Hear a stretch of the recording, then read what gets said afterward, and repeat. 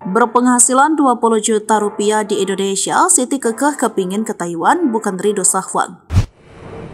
Beragam cobaan hidup menerpa Siti Aisyah. Mantan TKW namanya jadi buah bibir lantaran mengasuh anak disabilitas di Taiwan bernama Sahwang itu didatangi serentetan masalah. Kini meski sudah tidak bersama Sahwang, wanita yang akrab dengan nama Siti itu kekeh kepingin kembali ke Taiwan. Lantas, apa benar hidup Siti memang tak bisa lepas dari anak mantan majikannya itu? Nasib Siti saat ini diungkap oleh seorang konten kreator yang juga mempopulerkan nama Siti, Faisal Sow. Mengutip dari tribunjatim.com, Siti saat ini sudah menyandang status janda. Faisal Sow mengatakan Siti TKI ternyata sudah cerai dengan custom.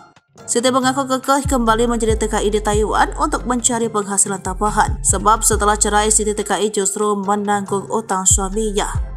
Utang tersebut berasal ketika sang suami hendak pergi menjadi TKI di Taiwan.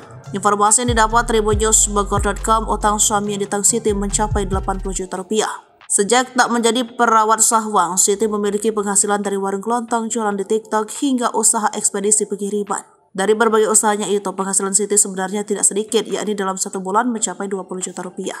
Sementara ketika menjadi TKI di Taiwan, penghasilan yang didapat sekitar 10 juta. Oleh karenanya, Faisal curiga dan Siti Aisyah kembali menjadi TKI di Taiwan bukan demi mendapat uang. Kisah Siti bersama Sahwang sempat viral di media sosial beberapa waktu lalu. Ia rela merawat anak majikannya dengan uang tabungannya sendiri, namun Sahwang akhirnya dikembalikan ke Taiwan.